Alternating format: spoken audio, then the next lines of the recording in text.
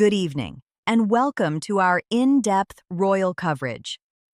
Tonight's discussion centers on a question that has quietly followed the modern monarchy for years, but now feels sharper than ever.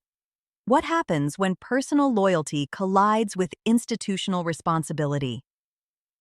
At the heart of the dilemma stands King Charles III, and the issue revolves around his younger brother, Prince Andrew, Duke of York. For decades, royal crises have come and gone.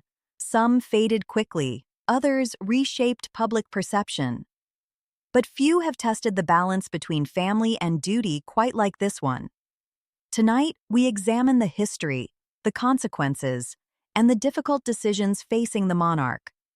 Royal controversies often follow a predictable arc: shock, response, gradual fading from headlines. This situation did not. Instead, it lingered.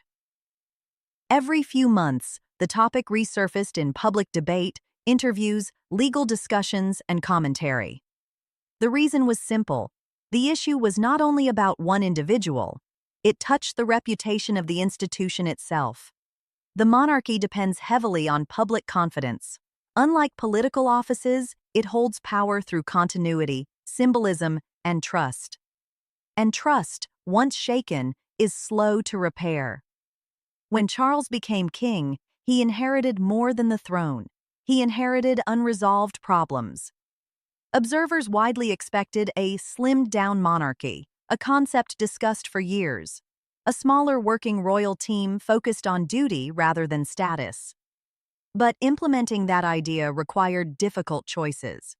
Because the monarchy is both a national institution, a private family.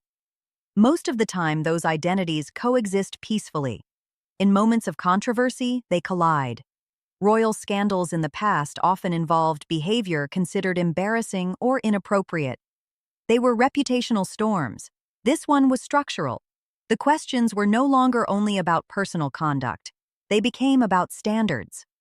Should a controversial royal continue holding official roles? Should titles remain?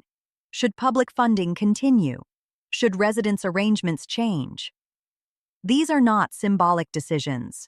They define how seriously the institution treats accountability. The monarchy today operates in a different environment than even 20 years ago.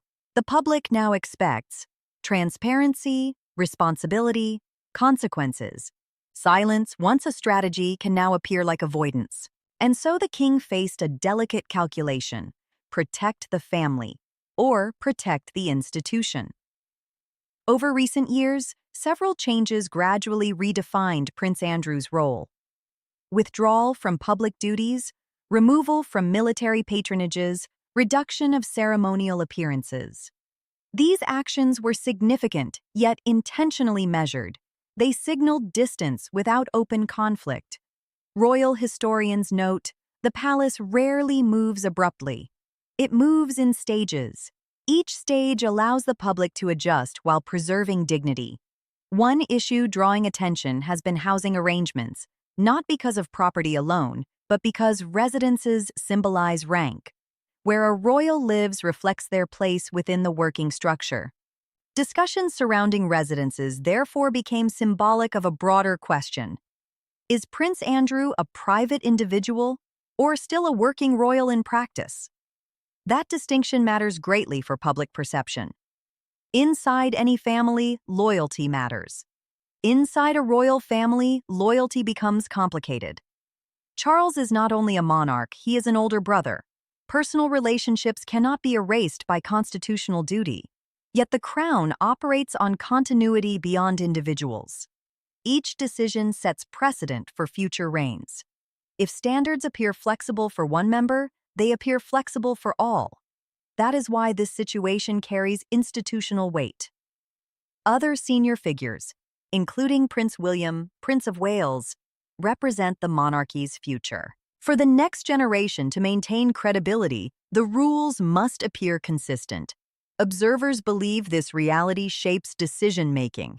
Actions today influence trust decades from now. The challenge is not choosing between punishment and forgiveness. It is choosing between private compassion, public accountability, A king may forgive as a brother, but a monarch must also reassure a nation. The two roles do not always agree. Historically, the monarchy survives by adapting slowly but firmly. Moments of crisis have repeatedly led to modernization. Clearer public roles, defined expectations, stronger boundaries between private and official life. This situation may represent another such turning point. Rather than dramatic announcements, gradual distancing preserves stability while signaling change. Today's media environment ensures that controversies never fully disappear. Stories resurface instantly. For the monarchy, this means past issues remain present issues. Every appearance or absence communicates a message, and in a system built on symbolism, perception is reality. Analysts outline several realistic outcomes. 1.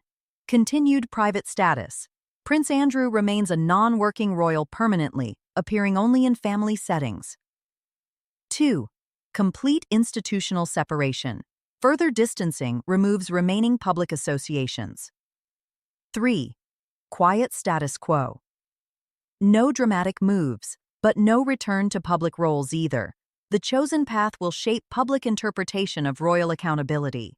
This is not only about one individual, it is about defining the monarchy's modern identity. Is it a family protected at all costs, or a public institution governed by standards? The answer determines future public trust. For Charles, the challenge is deeply personal. A monarch must think in decades, not days. Immediate reactions satisfy headlines. Measured actions secure stability. The goal is neither harshness nor indulgence, but credibility. Every monarchy communicates values through behavior. In the modern era, credibility depends less on ceremony and more on consistency. The public rarely demands perfection, but it expects responsibility. Handling this situation carefully signals that the institution understands its place in contemporary society. So, where does this leave the crown? Likely in a position of continued quiet adjustment rather than dramatic confrontation. The monarchy rarely announces turning points. It creates them gradually. And this may be one of those moments, a slow, deliberate separation between private family relationships and public royal duty. History may not remember the details of meetings or internal discussions, but it will remember the outcome, whether the crown chose comfort or credibility. And perhaps the real story is not conflict within a family, but the evolution of an institution, learning how to remain trusted in a modern world. Thank you for watching.